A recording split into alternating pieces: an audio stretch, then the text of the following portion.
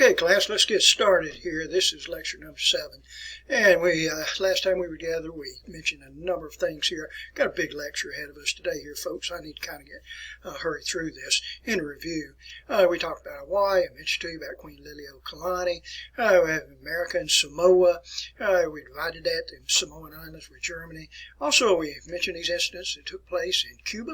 There's been a revolution start in 1895. Talk about the name there of Jose Marti. If you go to Cuba today, the name Jose Marti is everywhere, along with many, many statues of him likewise.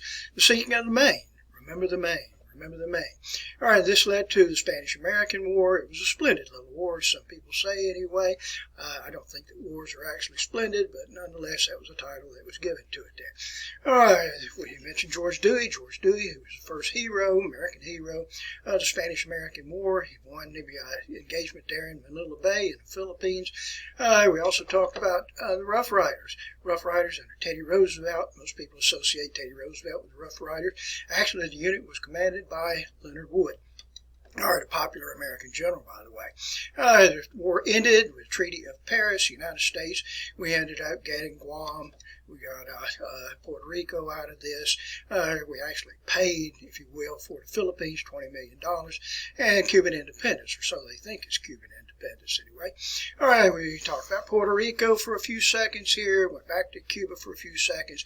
Certainly you want to recognize the Platt Agreement, which prohibited Cuba from establishing treaties with any other foreign nation, and also gave us access to establishing a naval base there on Cuban soil. It's still present there today. And likewise, we went to the Philippines, the Philippine War there. You should be able to associate the name Emilio Aguinaldo with that, likewise. All right, so let's go ahead and get into today's lecture. We're going to wrap up chapter 19 here, folks. I'm not quite through with the section here that we were addressing the other day during our previous lecture, but we're going to move on from that, and then we're going to go into chapter 20.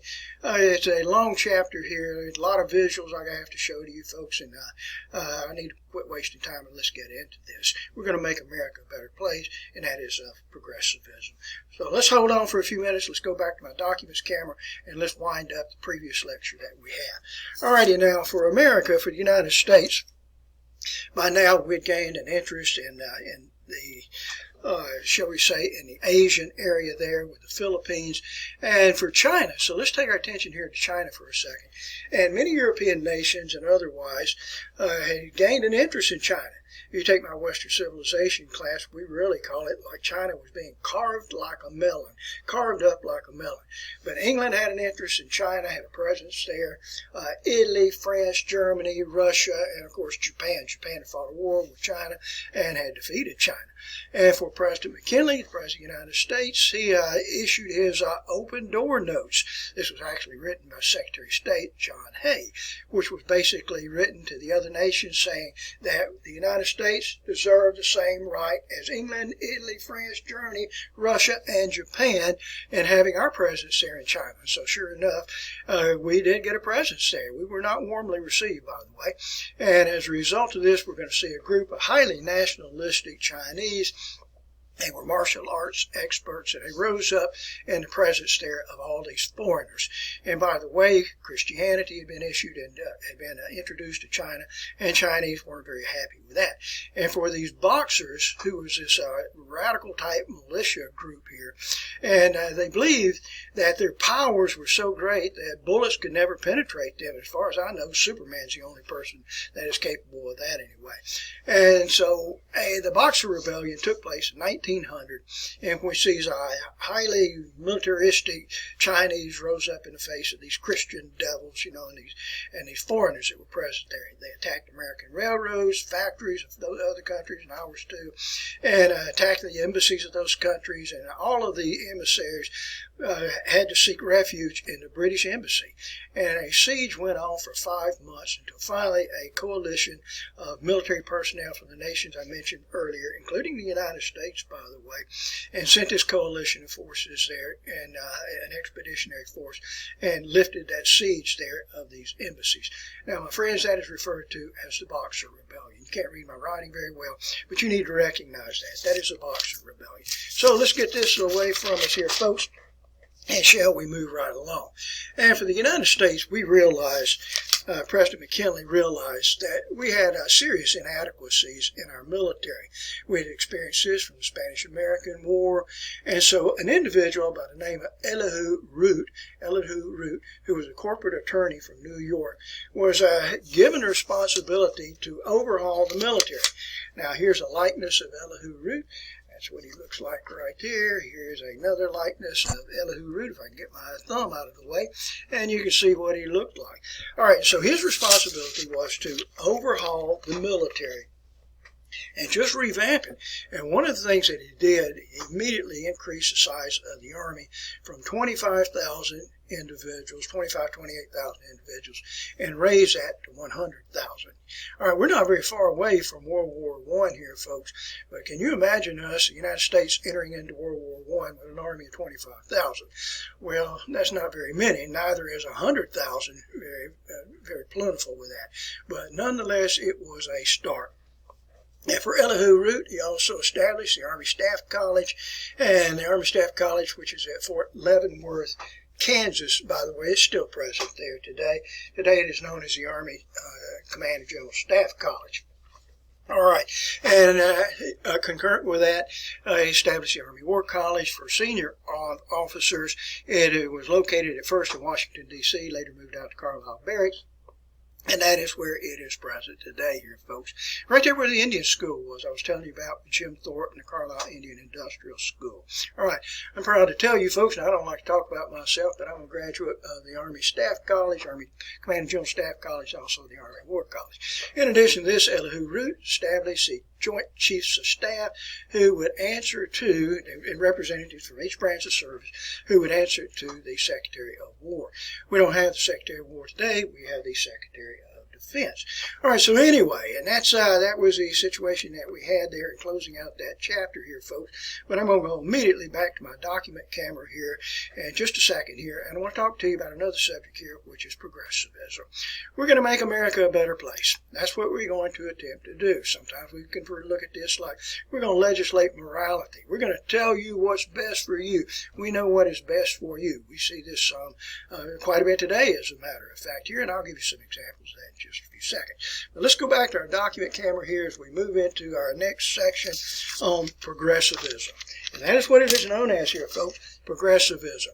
And for many Americans, they felt like that rapid industrialization and urbanization had just not gone in the best interest of the country here, folks. And we need to tell you how to operate your very lives with that.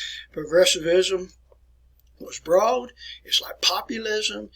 Most progressives did not concur on each of the topics that we're going to talk about here, but they believed in progress. They believed in an optimistic vision for America. Many people believed that laissez-faire and social Darwinism were just not enough to bring about stability here. We have it today. You know what I'm talking about here, folks. The Affordable Care Act. This is progressivism. A lot of people are for it. A lot of people are against it. United States involvement in the Middle East. Some people refer to that as progressivism. Trying to bring democracy to these Arabic countries. Gay lesbian marriages. That's progressivism. Gun control.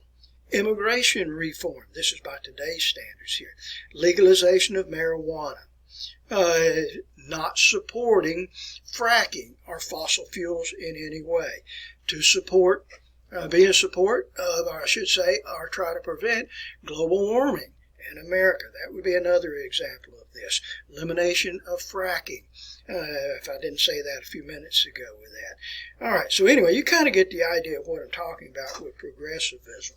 Now, a couple of things that most progressives agreed upon, they were anti-monopoly and they believed in a social cohesion, that all of us Americans working together, we can bring about a better place to live. First, they went after women, children, the improvement of rights for immigrants, for workers, child labor reform, birth control, suffrage, let's give women the right to vote, and let's ban John Barleycorn, the root of all evil, alcohol. Now, one of the organizations that was associated with this were writers. Some people referred to them as crusading journalists. Teddy Roosevelt referred to them as the Muckrakers. If you look hard enough, you can dig up a little dirt, a little muck upon everyone. It's kind of like the fake news that we have today here, folks, CNN, MSNBC. If you dig around long enough, you can find some dirt on anyone. And what they were trying to do with these crusading journalists, they wanted to bring about social, economic, and political injustices and expose it to the people and to embarrass these organizations so that they could correct the error of their ways here, to bring out corruption and social injustice and expose it to the public. And at first what they went after, they attacked railroads, then they went after the Standard Oil Trust, then they went after the government, then they attacked the labor unions, then they went after corruption, then they went out to child labor, which we'll talk about in a little bit, attacking immigrants, because if you are a mixed culture here, a different culture, then something is wrong with you. Ghettos, let's improve the ghettos. Prostitution, subjugation of women, alcohol, suffrage, let's give women the right to vote. And the vehicle that they used for this most effectively was McClure's magazine. All right, I'm going to share a copy of McClure's magazine with you folks here, and if you were in class, I would have this wrapped. I would not allow you to touch it.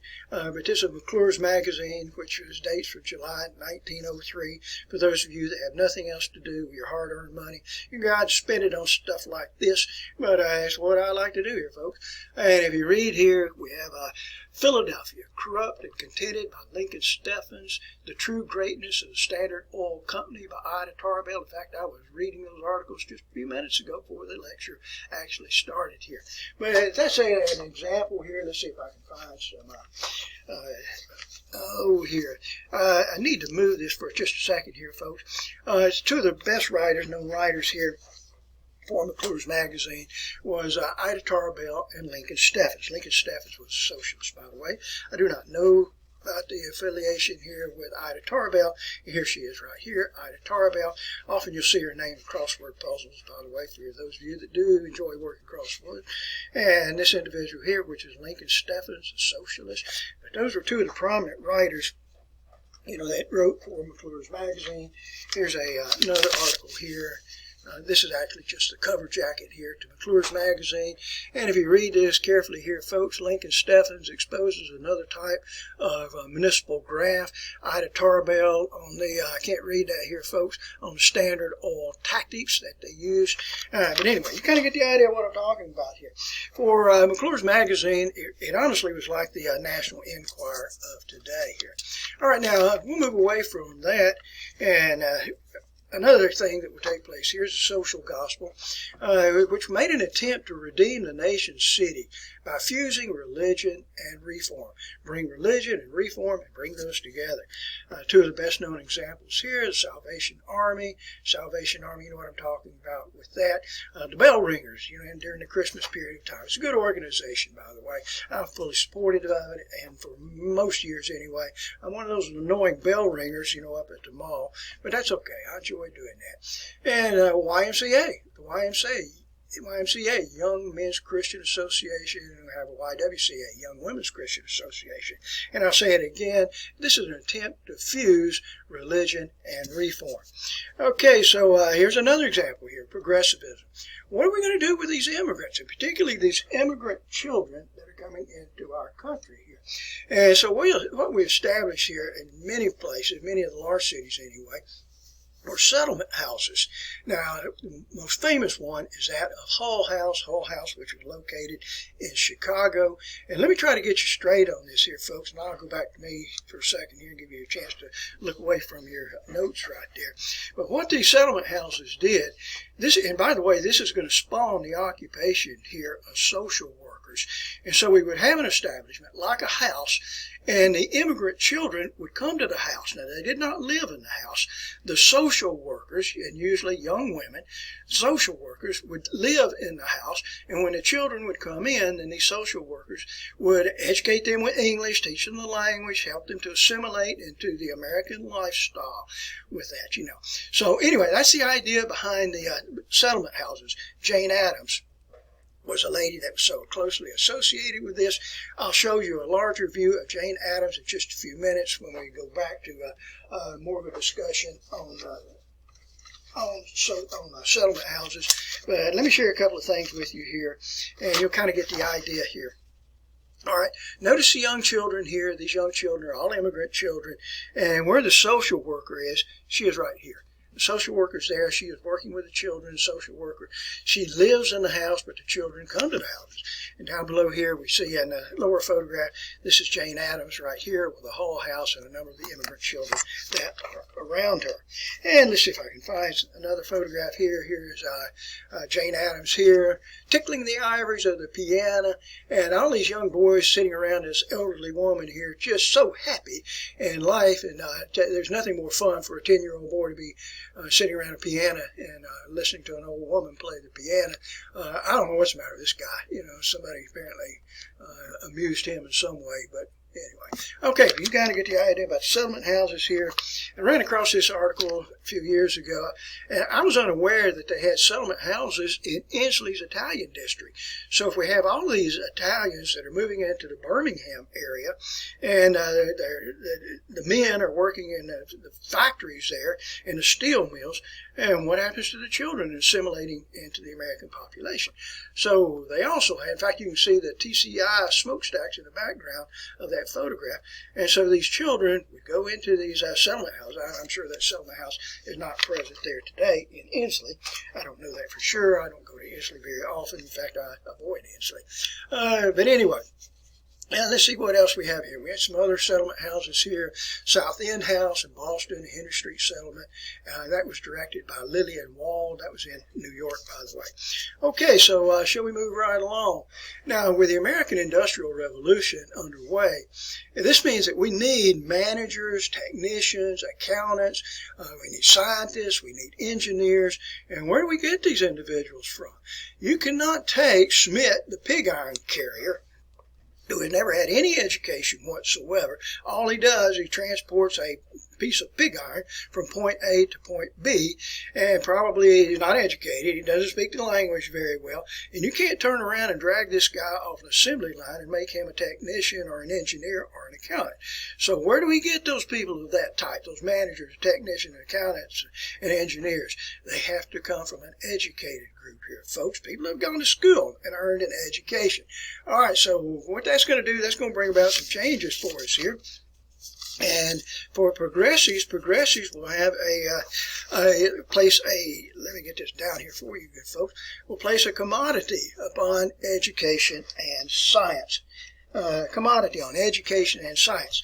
And what this is going to create here, folks, we're going to have a middle class. Up until this time, we had people like Cornelius Vanderbilt, John D. Rockefeller, Andrew Carnegie that were at the top, and then we had at the very bottom here, we had Schmidt, the pig iron carrier. So we're going to now create a middle class with a commodity upon education and science. All right, so shall we move right along here, folks? Now, for women, women had very little opportunities for professional type education. You did have a few women scientists and technicians and physicians, but 90% of women went into teaching, went into education. And I hope some of you folks are going into education today. Up until the American Civil War, almost all nurses were males. But after the American Civil War, more women started going into nursing. So that's why I wrote it out to the side here, folks. 90% of women went into teaching, and then later many women will go into health care. All right, but since we're talking about women, let's move on. Now, for this period of time, we're going to see the new woman to emerge. Now, the new woman is a woman of the 20th century. She will have running water in the household, electricity, household appliances. So you have time to work outside the house, if you will. For women of this period of time, they had fewer children than their mothers, fewer children than their grandmothers. Approximately 10% of the middle-class women never married whatsoever. That was 10% never married. All right, and some of the prominent women of this period of time, I wrote out their names for you good folks here. Prominent women, we had Jane Addams. I'll show you photographs of some of these women in just a second here. Jane Addams and Lillian Wall, if I can get this position right here. They were instrumental in the settlement houses. Frances Willard, that we'll talk about in a little bit anyway, along with Carrie Nation, associated with the temperance movement. Suffragists. Now, these are women that are pushing for women's right to vote here. We had Elizabeth Cady Stanton, Anna Howard Shaw, Susan B. Anthony. I'd be familiar with some of these individuals, by the way. Carrie Chapman Catt, Alice Paul happened to be another one there. And a lady I mentioned to you, really taking a minor role in the temperance movement. Good stories about her is that of Carrie Nation. All right, so let's go back to me, for example, for a second here, folks. Let me show you some of these prominent women, if I can get my camera right here. All right, I'm having to work from left to right, so let's see here. Susan B. Anthony on this side, Susan B. Anthony with women's suffrage. Lady on the opposite side with a hat on right there, that is Jane Addams. And let's see who else we have here. And I'm going to save this for the time being. We'll come back to those in just a few seconds here when we get into women's suffrage. All right, so I want to share a couple of things with you here, folks. So we've been talking about women here. And for many of the women of this period of time, like I said, they never married, 10% never married. Some of these women lived in, shall we say, marriages that were called Boston marriages, in which they lived in romantic ways with other women. You can figure that out on your own. But let's take a look at the divorce rate here, folks. And for the divorce rate in America in 1880, it was 1 in 21. Can you believe that? Only 1 in 21 marriages ended in divorce. But watch what happens here by 1916. 1 in 9 marriages live in divorce. And I would ask you, if we were in class here, what do you think the divorce rate in America is today? And the divorce rate here in 2020 is about 43% to 50% in first marriages. 40%, 43%, 50% in first marriages. Quite frankly, I think it's about 50%. And folks that are mostly your ages here, 24 years of age, and the divorce rate on the first marriage is 37, 39%. The odds are not in your favor. I don't feel comfortable for you folks whatsoever here. Okay, so the first marriage doesn't work out. All right, we're on a rebound right here, folks. And if you get married for a second time here, your likelihood of a divorce is 2 out of 3. It's 67%. Oh, well, that marriage breaks up, no problem here. Third time's charm, right? And for third marriages, your likelihood of a divorce in a third marriage is 74% here. I hope you're learning a lesson from this, folks. Choose your partner wisely here. It's a very, very important thing. All right, divorce will wreck your home, as you well know, some of you will know here, and it just destroys the lives of children in many, many cases here. Okay, so let's move away from this and see what else is happening here. Now, women's suffrage. This is women's right to vote here. Women's right to vote. And women could not vote at that time, certainly not on a national level. So we're going to see a big movement to take place here with these suffragists. These suffragists, which were mostly women, we did have some men associated with that, but I'm going to tell you we had just as many anti-suffragists, which were largely men. I mean, why in the world does a woman want to vote? I mean, isn't your place first and foremost in the home? Shouldn't you be concerned about your husband and taking care of your husband and taking care of the children? You know, rather than what in the world? Politics is for a man, right? Okay, so many of these anti-suffragists associated the suffragists, if you will, with promiscuity, that's looseness in women, divorce, neglect of children, and oddly enough, it was often the case. It was the case. It was true. So an organization will form here, which is known as the National American Women's Suffrage Association. When I give this in class, I always abbreviate it NALSA, and I recommend that you do the very same thing with that. But the NALSA numbers, supporters, are going to increase dramatically. In 1893, it had 13,000 members, and by 1917, it had 2 million people in favor of women's right to vote. Many suffragists believed that if women were given the right to vote, this would lead to prohibition. This would lead to the temperance movement here. This would lead to the temperance movement And if we had temperance and no alcohol, then we would be able to control male behavior. I hope you don't believe that, folks, because there's nothing you can do to control male behavior other than, I guess, place somebody in jail. There's nothing you can do to control female behavior for that matter, too. So taking alcohol away is not going to control male behavior. All right, so let me go back to my documents camera here on me, and let's see if I can show you some photographs of that time. Here are women. Notice they're dressed very Victorian-like there. My grandmother was that way, had sleeves on the upper garment to go all the way down to the wrist itself. And by the way, you wore gloves down below that. Skirt lengths. My grandmother was this way. Her skirt lengths actually went down to the ankles. Black shoes with that, a hat on the top of the head, maybe a scarf to expose a minimal amount of skin to the observing eyes of males.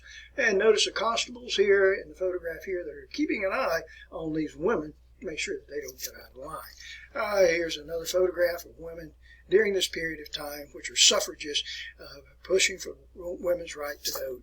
And let's see if I have some more. And again, I'm running out of time, so let's move away from that. Women and their right to vote. All right, so let's go back to our camera here, folks, and moving on with this. Okay, here. Okay, so nonetheless, we're going to see here in Wyoming in 1890, it will become the first state to give women the right to vote at the national level. In 1893, 3 years later, Colorado gives women the right to vote. Idaho in 1896. By 1910, we had Washington State that gives women the right to vote. We could just go on and on and on with this. By 1919, 39 of 48 states had granted women the right to vote. And then finally, can you believe this, folks? The 19th Amendment to the United States Constitution will pass and be ratified by the states in our country. And 19th Amendment here, which will give women the right to vote. And that's absolutely amazing with that when I stop and think about that, folks. My dad was born in 1921. And when my dad was born, it was only in the year prior to that women were actually given the right to vote here. Absolutely incredible. Okay, so that's the 19th Amendment here, and I know we have not talked about the 17th and 18th, but we will bring those into happening very, very shortly anyway, not the 17th today. Okay, so another thing that we needed reform with was the manner in which we chose our elected officials, and up until this time, there was no secret ballot. And what happens here, folks, is that when you voted by party ticket, and your boss was sitting there watching you vote in the polling lines itself here. You had party tickets, such as what you're seeing right here. It's color-coded, so your boss can see how you vote here. Here's one for the Republican side right here. And you voted with this, and everybody knew how you were voting. And you can imagine this, how we can get this ballot harvesting here, folks. We're going to print off, a million copies here of the Republican, a million copies here the Democratic ballots here, and just stuff them into election boxes here. If you read about the history of this, we had a number of people on both sides here that were actually killed trying to transport these ballots over to the polling places with that. Currently, when I'm delivering this lecture right now here, folks, it is prior to the 2020 presidential election, but there are threats today, there are fears today that we're going to have more ballot harvesting. It never works here, folks. It never works, and it leads to election corruption here. I hope that doesn't happen, but I have a premonition here that we're going to have some huge problems with that. Of course, you're going to be hearing this, next semester in 2021 and not now.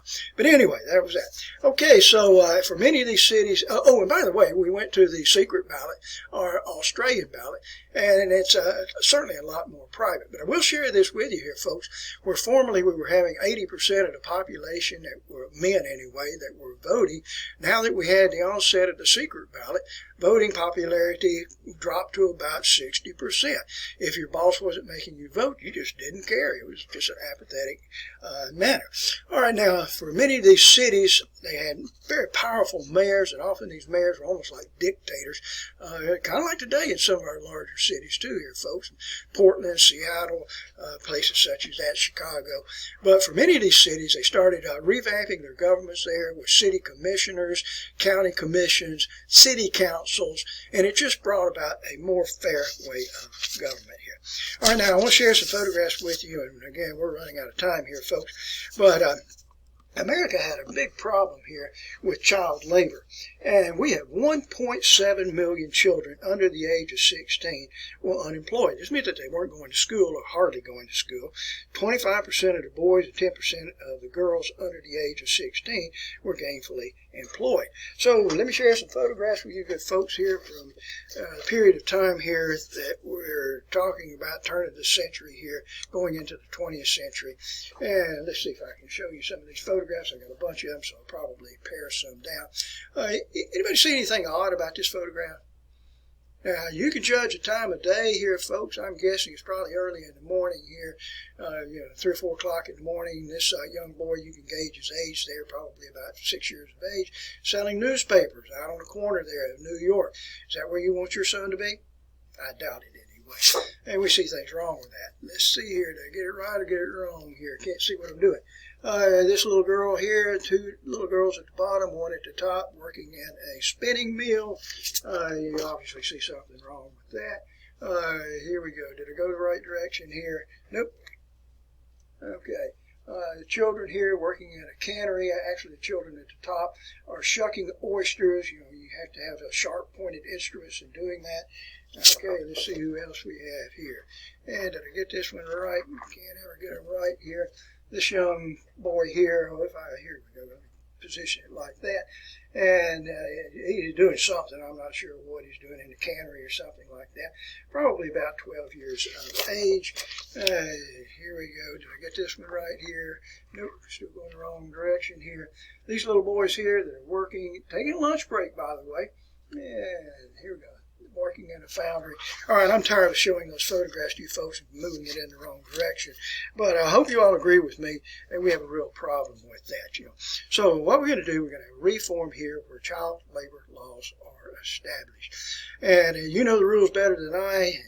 And most of you probably early college age and went through high school. Some of you probably worked there at that period of time too. But you know the rules better than I wanted to share this with you here, folks.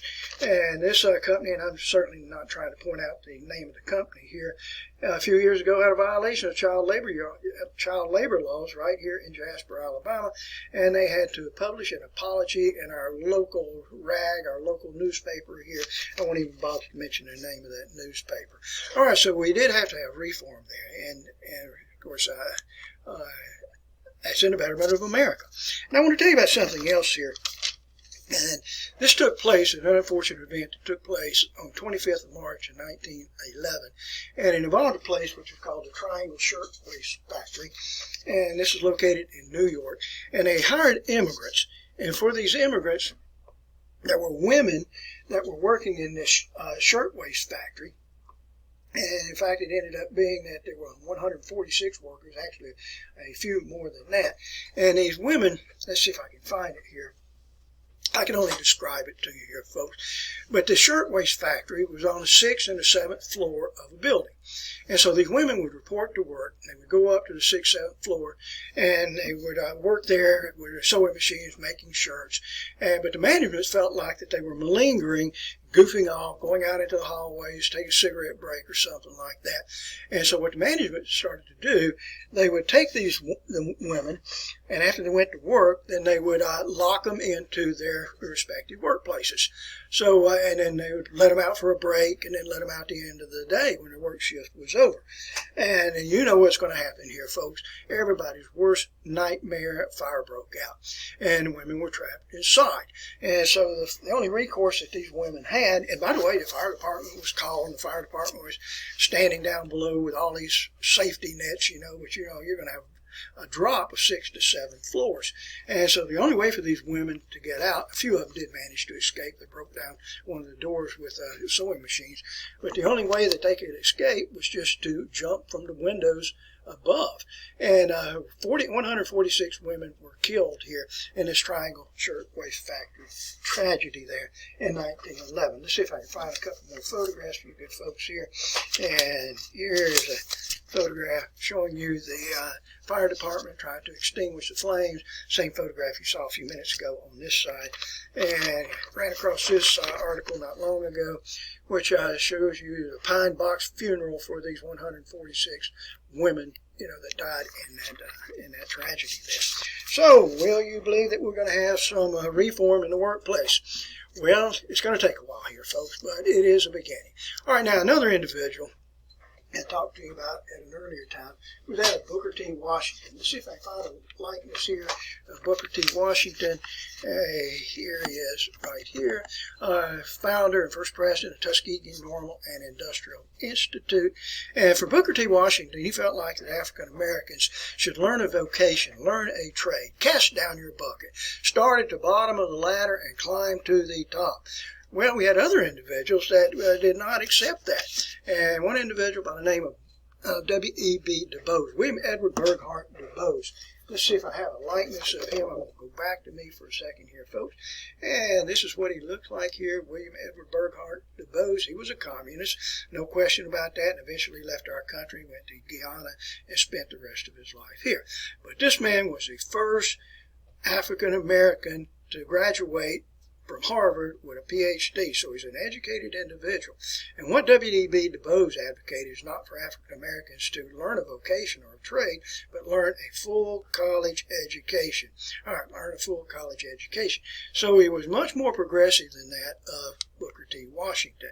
All right, and what W.E.B. Du Bois attempted to do, and let's see, I'm going to take his likeness away here, folks.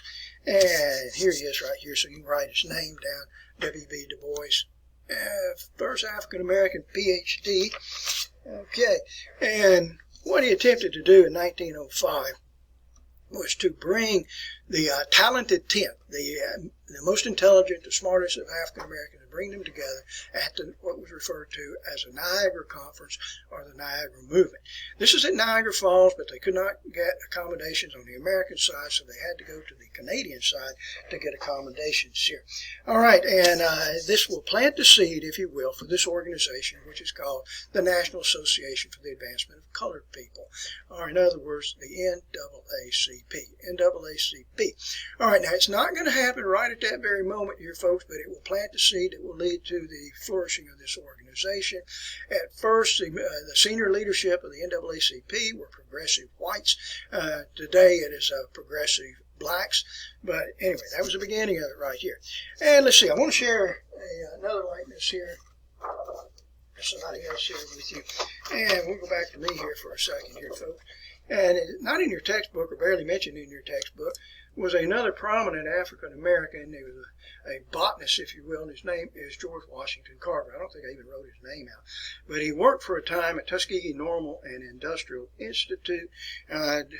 George Washington Carver, and let's see what he was responsible for, developing 300 uses for peanuts and hundreds of others for soybeans, pecans, sweet potatoes. Let's see if I can find some of the things that he did develop here, and it's eluding me here, folks. But he developed all sorts of these products here, from grease and bleach to buttermilk, adhesives, axle grease, chili sauce, fuel briquettes, ink, instant coffee, linoleum, mayonnaise, meat tenderizer, and about 300 other products there, and that's George Washington Carver. Okay, let's move on with another progressive movement here with the Temperance Crusade. This is an effort here to rid society of demon rum, John Barleycorn, Satan's best friend, and God's worst enemy. All right, so we're going to see that this movement, it started earlier in the 1840s. I mentioned that last semester. But by 1873, we had the Women's Christian Temperance Union. The Anti-Saloon League will develop 20 years after that with an effort to literally close bars. That was the first effort that they were going to make with that, too. Okay, so anyway, the organization forms here, and eventually we're going to have 19 states to develop prohibition laws itself here. Let's see here. Eventually we're going to have the 18th Amendment to pass here, folks, and the 18th Amendment, which will be established. I put a date on this anyway. It's 1819. Excuse me. It is 18. No, excuse me. I'm missing that date up here, folks. It is in year 1919, in which prohibition will be passed in 1919. But if you read this constitutional amendment here, folks, it gave you 365 days before it went into effect. So when it went into effect was actually 1920. But it was the 18th and it passed in 1919 here. And what it prevented here in this movement, it prevented the manufacturing and the sale of alcoholic beverages here. But it did not prohibit consumption of alcohol. So what this is going to lead to is widespread abuse of the law. People were developing speakeasies and home brewing and moonshining and that.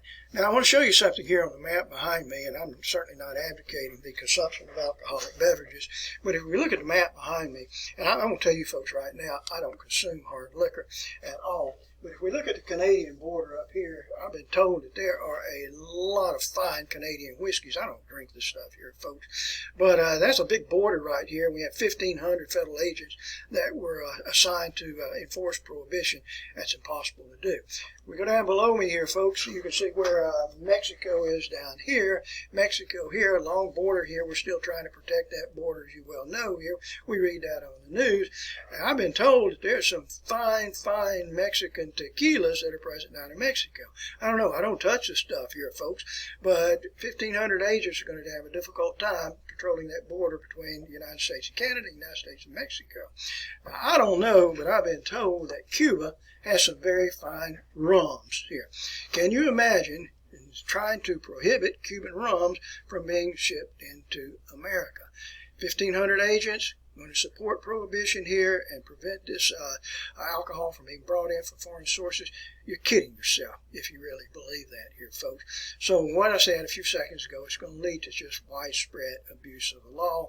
We're going to have many gangs to form, and these gangs, particularly out of Chicago, that will transport, fine Canadian whiskeys by fast boat, by speedboats, and bring those down into Chicago and other places there. Most of you probably familiar with Al Capone. He's exactly one of those individuals. So this noble experiment here is doomed to failure here, folks. And it will stay in effect here, for about 12 years, and then it's going to be rescinded. We're going to repeal that. Okay, so let's go on here, folks, as we move on to another topic. That's the 18th Amendment to the United States Constitution. And I was going to tell you the story here about Carrie Nation, and I guess I will pass on that story here for you good folks here, because we're kind of running out of time with that. All right, so let's see what else is going to take place here. And here's prohibition again. It went into effect on the 16th of January, 1920. All right, now, the Socialist Party of America was a big movement. We're seeing it in our country today. Socialism has never been successful. There's never been one single success story with socialism or communism. But even in our country today, we've got a big movement here that's supporting the socialist platform. Now, one individual associated with this was Eugene V. Debs.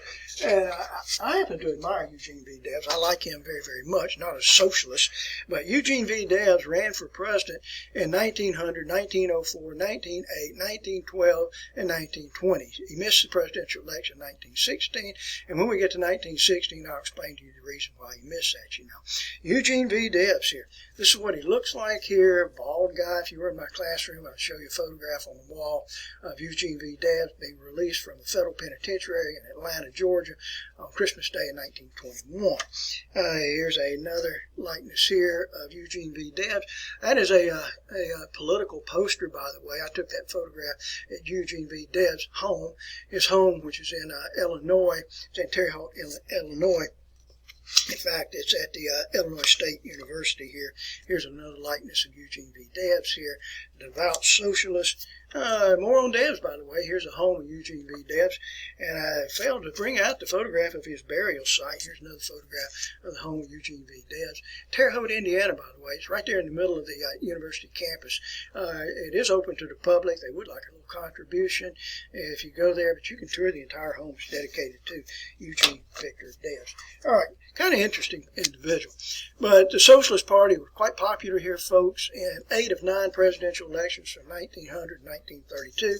They did run a candidate in those elections here.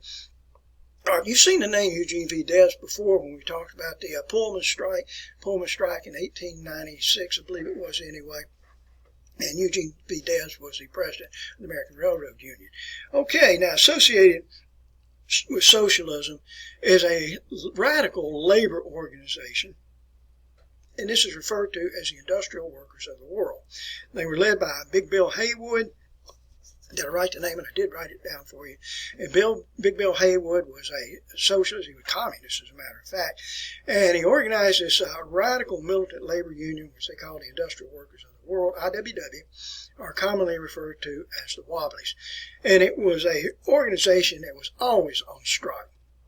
In fact, they would strike at the drop of a hat, just for no apparent reason here. So many people refer to them as the IWW as I won't work. I won't work, because they won't strike the entire time, it seems like, anyway.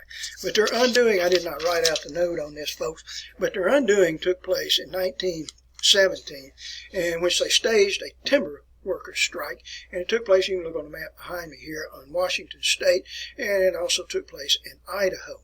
So it shut down the timber harvesting industry in those areas. Now, we're not quite to it now, but I want you to think in your mind here, folks, what other events, worldwide events, that the United States is engaged in 1917? And what would that be? And some of you in the class would say, oh, we're in World War I. And that is absolutely correct. We are in World War I in 1917, and now we have this IWW movement that is going on a timber strike out in Idaho and Washington State. Timber is a vital source here, a vital substance for the war effort. So what this is going to trigger here, this is going to trigger federal raids upon every IWW chapter in the country here. IWW officials will be arrested. Big Bill Haywood was arrested. He jumped bail. He posted bail. He jumped bail and went to Russia, communist Russia, and that's where he spent the remainder of his life. So you can see the likes here of organizations such as IWW closely associated with the Socialist Party of America.